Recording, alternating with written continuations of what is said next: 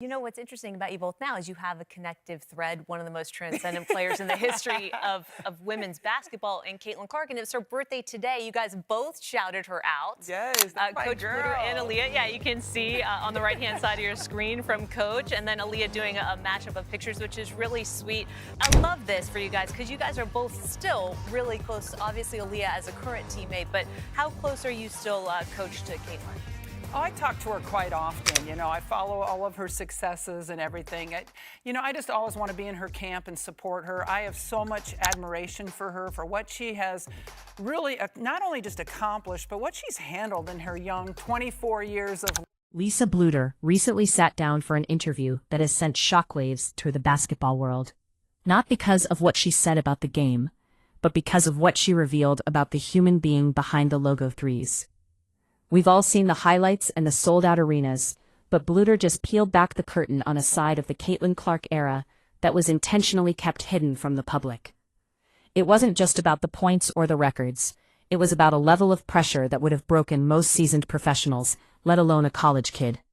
When Bluder talks about Clark now, there's a specific tone in her voice, a mix of relief and lingering intensity that suggests coaching the greatest player in history was as exhausting as it was exhilarating.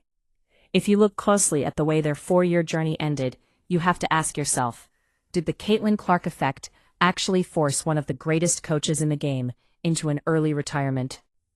Or was this the plan all along? Drop a comment right now and let me know.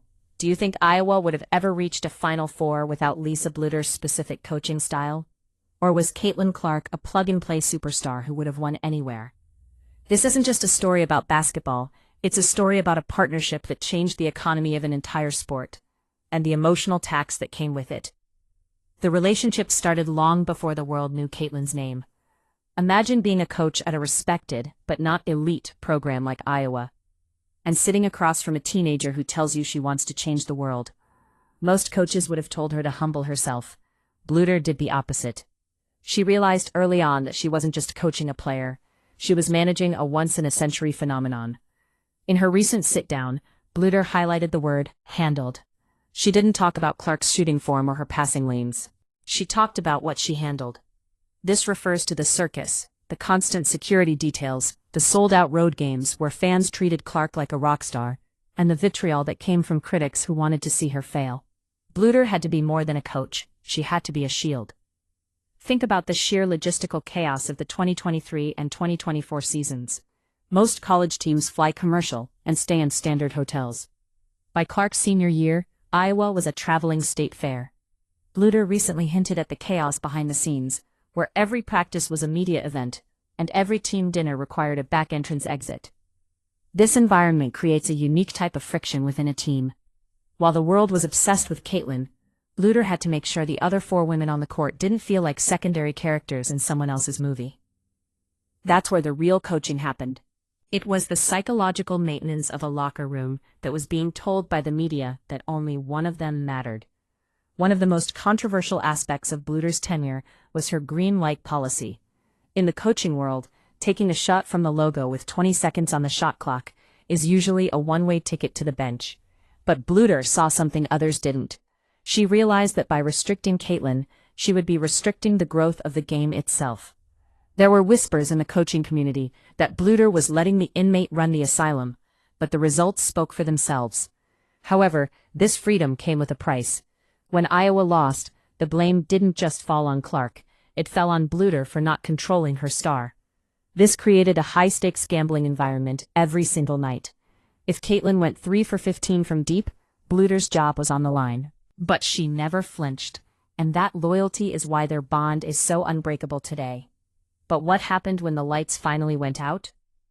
The losses in the national championship games are often discussed as basketball failures, but for Bluder and Clark, they were emotional traumas.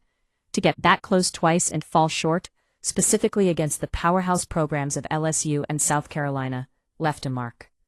Recent speculation suggests that the emotional fatigue of those 2 runs is what ultimately led to Bluder's retirement. She didn't just lose a player when Caitlin graduated. She lost the energy to manage the new normal of women's basketball. The pressure of the Clark era was a 24/7 job that didn't allow for a single breath. Bluder's admission that she still talks to Caitlin quite often suggests that they are the only two people who truly understand what that 4-year pressure cooker felt like. There's also the element of the teammate transition. We see Aaliyah Boston now playing alongside Clark in Indiana, and the chemistry is instant. Bluder deserves a massive amount of credit for this. She didn't just teach Clark how to score. She taught her how to be a professional teammate in a world that wanted her to be an egomaniac. When Boston talks about how Clark elevates her, she's describing a culture that was built in the Iowa film rooms. Bluder insisted that for Caitlin to be great, she had to make everyone else around her feel great too. This is why you don't see the typical diva behavior from Clark in the WNBA. She was raised in a program that valued the we over the me, even when the me was the most famous athlete in the country. The 24 years of life comment from Bluder is perhaps the most telling part of her recent interview. It's a reminder that while we see a superstar, Bluder sees a kid who grew up in the harshest spotlight imaginable. There were moments where accusations surfaced online about Clark's attitude or her on-court complaints. Bluder had to navigate these narratives in real time, often defending her player against legends of the game who felt threatened by Clark's rise. This wasn't just basketball coaching, it was public relations warfare.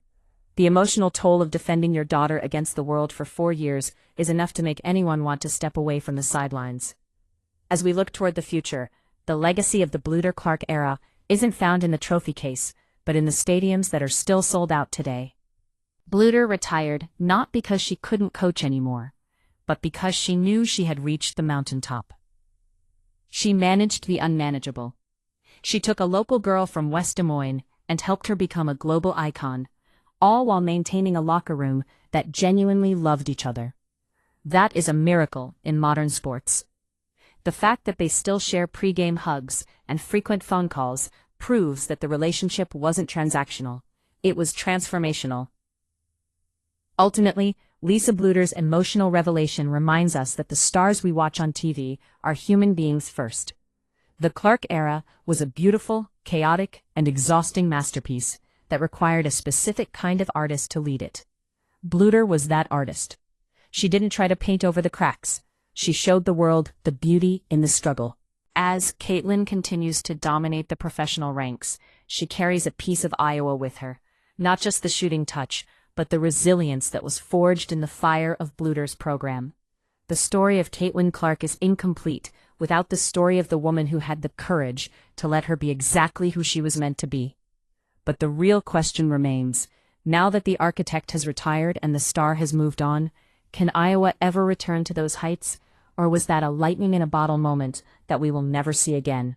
The impact of their partnership is still being felt, and the more we learn about what happened behind the scenes, the more impressive it becomes. It's a legacy that transcends the game, proving that when the right coach meets the right player, they don't just win games, they change the world forever.